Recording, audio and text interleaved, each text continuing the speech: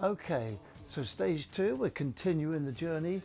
We're heavily into the rehearsals as individuals and as a band now. It's a matter of getting the songs together and getting them arranged and sorting out what each member is going to be playing. Mainly it's working on the atmosphere that we need to get for the show, which is going to be on the 8th of April at the Assembly Rooms in Glastonbury. Now the show is approximately 2 hours long, perhaps a little bit longer, and so that's means an awful lot of music is being put together, and of course everybody's got to learn their parts. Now not only are we doing with the music, but as we've said in the last part, is we needed to get a good idea of the Celts and what we can wear and what we can't wear, because we want to be authentic, but we need to bring the ancient Celts into where we are today. So it's a combination, because we're playing old songs of the present, and also Celtic music which inspires the future. That's very important. And now we're going to have a look at the individual members and see how they're getting on.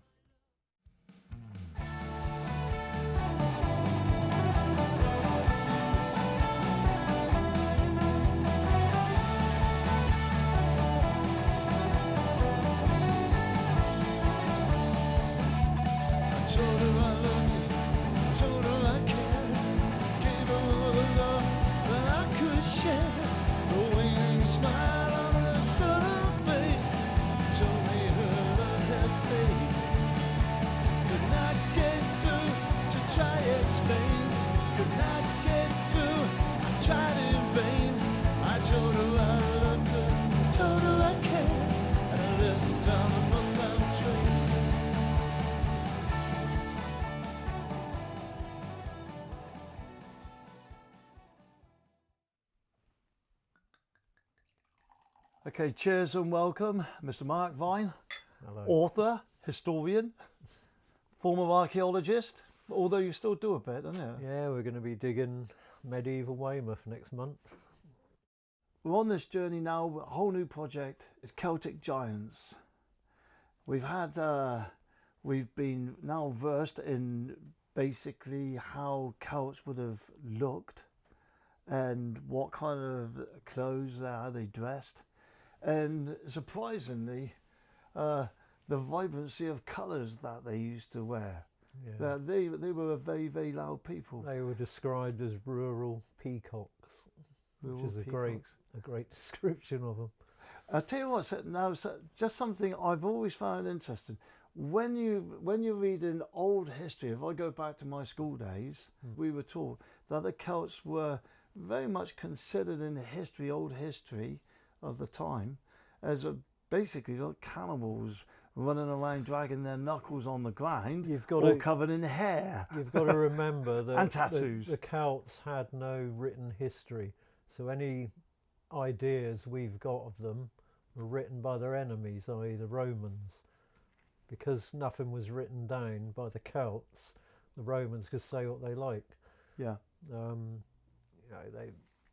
They described them as hooligans, as just exactly as an enemy would rip into people. But in actual fact, they were very, very sophisticated people. They had a sophisticated society. They were a tribal society, but they had distinct culture. So say for instance, if I was a traveller and I just pulled up on the I just pulled up on the shores of Weymouth back in these Celtic times. Give us an age, say 400 BC. What am I likely to? First of all, you'd have been treated with suspicion, but obviously the Celts were traders, so they'd want to know what you could offer them. They were like any society. They were in it for the money. They were in it to enrich themselves.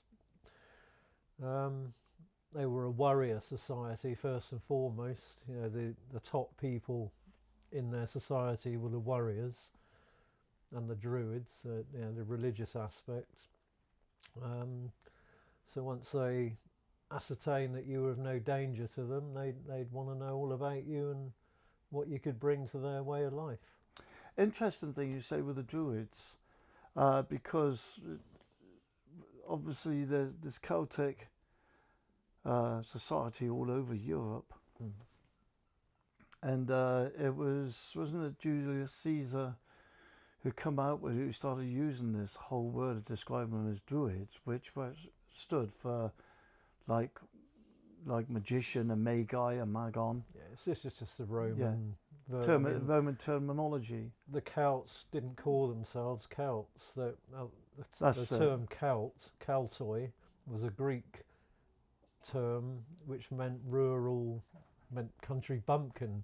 Basically, it was a form of insult. Carrot crunchers like us. Yeah, like us. Yeah. Dorset boys. That's it. So you would have probably, if you were a traveller, I've probably been welcomed in after, like, sort of they checked and sort of see what my business was. They were apparently quite gregarious. They were dangerous. I mean, if you annoyed them. I like the idea that we had this sophisticated people. We were exporting from this island. In and out, yeah. Yeah, in and out, and it's got to be a civilized race and commerce in place. There's been coins, what they used to call staters. They've been found in England. Our staters have been found in France. So this is like, say, the oldest status that a coin that has been found of the Celts. 500 BC at least. And what would that have been made of? Gold, silver or bronze. And I've got one here. This is a silver one of the local tribe, the Duratrigs, and it's completely stylized. All the meanings on there we can only surmise that. I mean, there's a horse on there, but you wouldn't recognize it unless you knew what you were looking at. It's just a series of symbols that meant the world to them, and we're still trying to. I've got a magnifying glass somewhere. As the Romans tried to take control, the money, the staters, were debased because they couldn't get the silver. Right, Mark, thank you very much for this.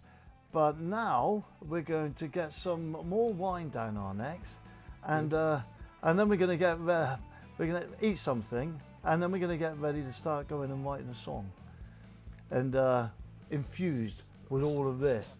Here's to this song we're about to write. All the best. Celtic Giants.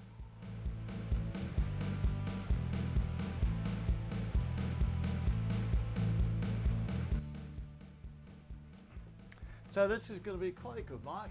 I think we're up for a good one today. Looking forward to it. Another bottle of wine, and I think we're on it.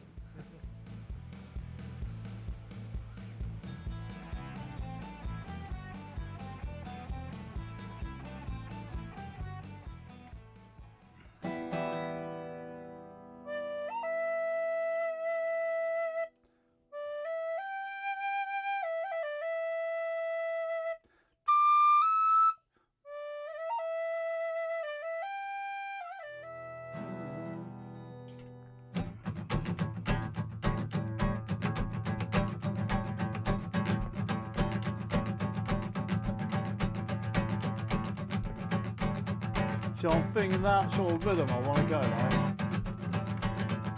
So, the autumn turns to winter, and December is here again. When all is white and frozen, and the hurricanes don't rain, and it's time to stand at the word.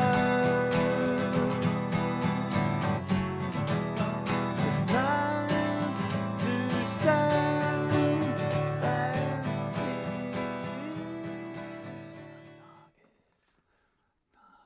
I can use. No, I don't do cheerful songs. Let's not. We're not trying to break any molds here.